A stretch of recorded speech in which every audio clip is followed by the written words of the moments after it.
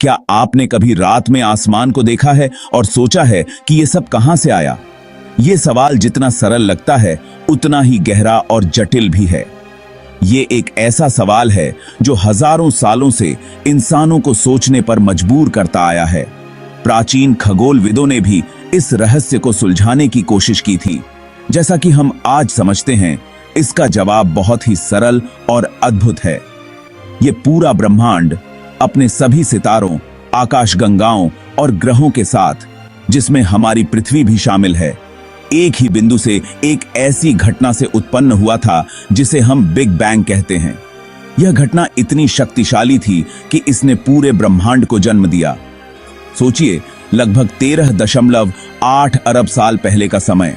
उस समय सारा स्पेस, सारा टाइम, सारा पदार्थ और ऊर्जा एक बहुत ही छोटे से बिंदु में सिमटे हुए थे। यह बिंदु इतना घना और गर्म था कि इसे समझ पाना भी मुश्किल है। सारा स्पेस, सारा टाइम, सारा पदार्थ और ऊर्जा एक बहुत ही छोटे से बिंदु में सिमटे हुए थे। फिर अकल्पनीय पैमाने पर एक ब्रह्मांडीय विस्फोट में ब्रह्मांड का जन्म हुआ। इस विस्फोट ने सब कुछ बदल दिया। फिर बातें अकल्पनीय पैमाने पर एक ब्रह्मांडीय विस्फोट में ब्रह्मांड का जन्म हुआ। स्पेस खुद तेजी से फैलता गया और अपने साथ उन सभी चीजों के बीज ले गया जो आज हम अपने आसपास देखते हैं। यह फैलाव आज भी जारी है। स्पेस खुद तेजी से फैलता गया और अपने उन सभी चीजों के बीज ले गया जो आज हम अपने आसपास देखते हैं। जैसे जैसे ब्रह्मांड का विस्तार हुआ और यह ठंडा हुआ, ऊर्जा पदार्थ में परिवर्तित हो गई, जिससे पहले प्राथमिक कण बने। ये कण, जो कि उन सभी चीजों के निर्माण खंड हैं जिन्हें हम जानते हैं, अंततः गुरुत्वाकर्षण बल के तहत आपस में जुड़ गए और पहले सितारों और आकाशगंगाओं का निर्माण किया। जैसे जैसे ब्रह्मांड का विस्तार हुआ और यह ठंडा हुआ, ऊर्जा पदार्थ में परिवर्तित हो गई, जिससे पहले प्राथमिक कण बने। ये कण, जो कि उन सभी चीजों के निर्माण खंड हैं जिन्हें हम जानते हैं, अंततः गुरुत्वाकर्षण बल के तहत आपस में जुड़ गए और पहले सितारों और आकाशगंगाओं का निर्माण किया। यह प्रक्रिया लाखों सालों तक चली। ये कण, जो कि उन सभी चीजों के निर्माण खंड हैं जिन्हें हम जानते हैं, अंततः गुरुत्वाकर्षण बल के तहत आपस में जुड़ गए और पहले सितारों और आकाशगंगाओं का निर्माण किया। ब्रह्मांड, जो कभी ऊर्जा का समुद्र था, उसने एक अधिक परिचित रूप लेना शुरू कर दिया। सितारों और आकाशगंगाओं के बनने से ब्रह्मांड में रोशनी और गर्मी आई। ब्रह्मांड, जो कभी ऊर्जा का समुद्र था, उसने एक अधिक परिचित रूप लेना शुरू कर दिया। जैसे जैसे समय बीतता गया, ब्रह्मांड में और भी जटिल संरचनाएं बनने लगीं। आकाशगंगाओं के समूह, तारों के समूह और अंततः ग्रहों का निर्माण हुआ। लेकिन हमारे ग्रह पृथ्वी की कहानी यहां से शुरू नहीं होती है। पृथ्वी का निर्माण एक बहुत ही जटिल प्रक्रिया का परिणाम है जो अरबों सालों तक चली। इसके लिए हमें अरबों साल आगे बढ़ने और आकाशगंगा के एक गुमनाम कोने पर ध्यान केंद्रित करने की जरूरत है, जहां ब्रह्मांडीय नाटक का एक नया अध्याय शुरू होने वाला था। उसके लिए हमें अरबों साल आगे बढ़ने और आकाशगंगा के एक गुमनाम कोने पर ध्यान केंद्रित करने की जरूरत है, जहां ब्रह्मांडीय नाटक का एक नया अध्याय शुरू होने वाला था। यह वह स्थान है जहां हमारा सौर मंडल और अंततः हमारी पृथ्वी का जन्म हुआ। लगभग 4.6 अरब साल पहले बिग बैंग के कहर के बहुत बाद गैस और धूल का एक विशाल बादल आकाशगंगा से होकर गुजरा। यह बादल, जिसे नेबुला कहा जाता है, सितारों की पिछली पीढ़ियों का अवशेष था जो जी चुके थे और मर चुके थे और अपनी तारकीय राख को ब्रह्मांड में उगल चुके थे। यह नेबुला, जो सितारों की पिछली पीढ़ियों का अवशेष था, उन सितारों का था जो अपने जीवन चक्र को पूरा कर चुके थे। ये सितारे अपने जीवन के अंत में सुपरनोवा विस्फोट के रूप में फटे और अपनी तारकीय राख को ब्रह्मांड में उगल दिया। इस राख में कार्बन, ऑक्सीजन और सिलिकॉन जैसे भारी तत्व शामिल थे। जो हमारे सौर मंडल के लिए कच्चा माल बन जाएंगे। कार्बन, ऑक्सीजन और सिलिकॉन जैसे भारी तत्वों से भरपूर ये राख हमारे सौर मंडल के लिए कच्चा माल बन जाएगी। इन तत्वों ने नेबुला को समृद्ध किया और इसे एक नई शुरुआत के लिए तैयार किया। इस घूमते हुए बादल के भीतर एक नाटक शुरू हुआ। इस घूमते हुए बादल के भीतर एक नाटक शुरू हुआ।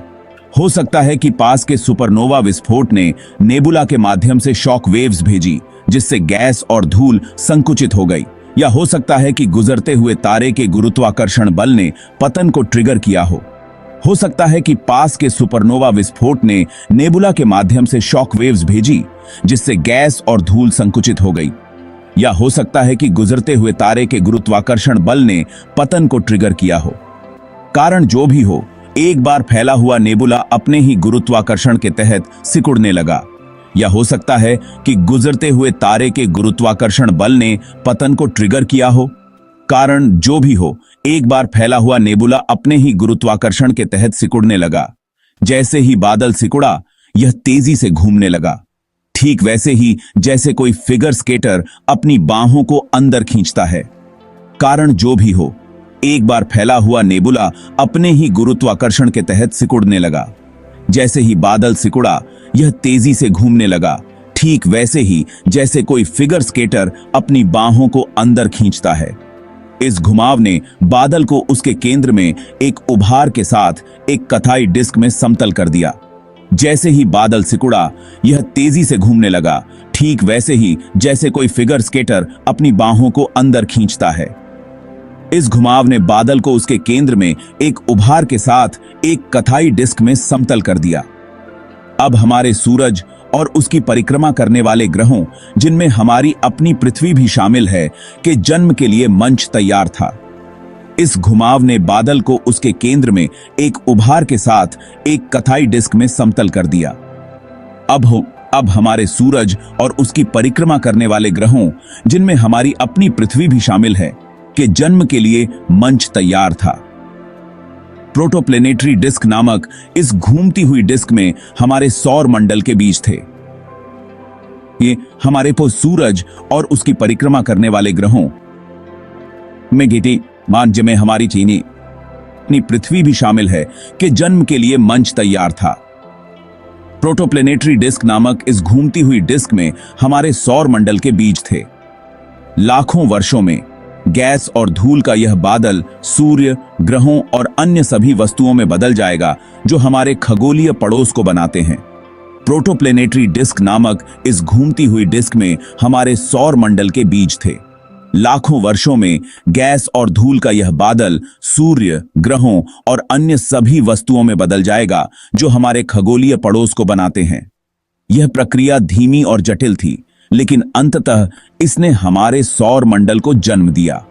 लाखों वर्षों में गैस और धूल का यह बादल सूर्य, ग्रहों और अन्य सभी वस्तुओं में बदल जाएगा जो हमारे खगोलीय पड़ोस को बनाते हैं। यह प्रक्रिया धीमी और जटिल थी, लेकिन अंततः इसने हमारे सौर मंडल को जन्म दिया। इस प्रकार एक साधारण नेबुला से एक जटिल और विविध सौर मंडल का निर्माण हुआ, जिसमें हम आज रहते हैं। प्रोटोप्लेनेटरी डिस्क के केंद्र में गुरुत्वाकर्षण सामग्री को अंदर की ओर खींचता रहा। केंद्रीय उभार, जो अब एक प्रोटोस्टार था, गर्म और सघन होता गया, क्योंकि परमाणु बढ़ती हिंसा के साथ आपस में टकराते रहे। तापमान और दबाव बहुत ज्यादा बढ़ गया और अकल्पनीय चरम सीमा पर पहुंच गया। फिर एक महत्वपूर्ण क्षण आया, जब प्रोटोस्टार का कोर लगभग 10 मिलियन डिग्री सेल्सियस के क्रांतिक तापमान पर पहुंच गया, तो परमाणु संलयन नामक एक प्रक्रिया शुरू हो गई। हाइड्रोजन परमाणु, ब्रह्मांड में सबसे सरल और सबसे प्रचुर मात्रा में पाया जाने वाला तत्व, आपस में जुड़ने लगे, जिससे हीलियम का निर्माण हुआ और भारी मात्रा में ऊर्जा निकली।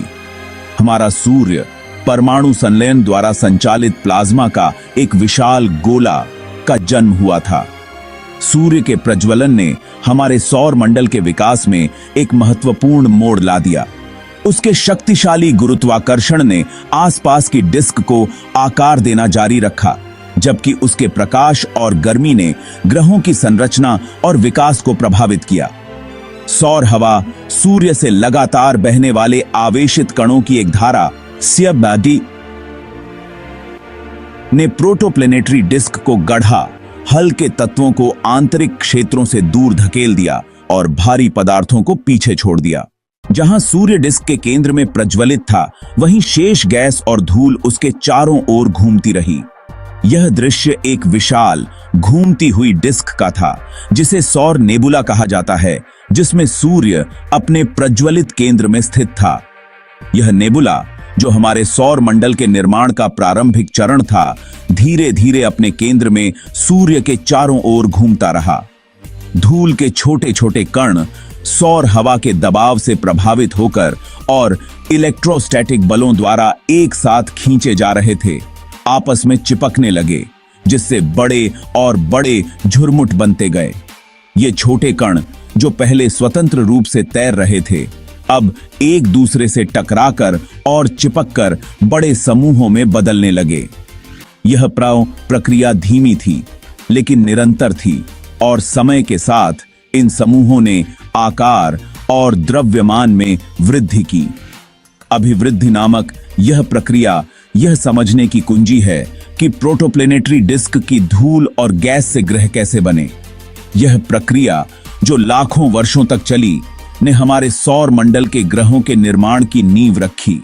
अभिवृद्धि के माध्यम से छोटे कण और झुरमुट धीरे धीरे बड़े और अधिक जटिल संरचनाओं में बदल गए। असमान में ये झुरमुट धूल के कणों से कंकड़, कंकड़ से शिलाखंड और अंततः किलोमीटर आकार के ग्रहों में विकसित हुए। यह विकास एक धीमी और स्थिर प्रक्रिया थी, जिसमें छोटे कण एक दूसरे से जुड़ते रहे और बड़े समूहों में बदलते रहे। इन समूहों ने अंततः ग्रहाणुओं का रूप ले लिया, जो ग्रहों के निर्माण खंड थे। ग्रहों के ये निर्माण खंड, ग्रहाणु, टकराते रहे और आपस में विलीन होते रहे। उनका गुरुत्वाकर्षण खिंचाव अधिक से अधिक सामग्री को आकर्षित करता रहा। इन टकरावों और विलय के परिणाम स्वरूप ग्रहाणु बड़े और अधिक जटिल संरचनाओं में बदल गए।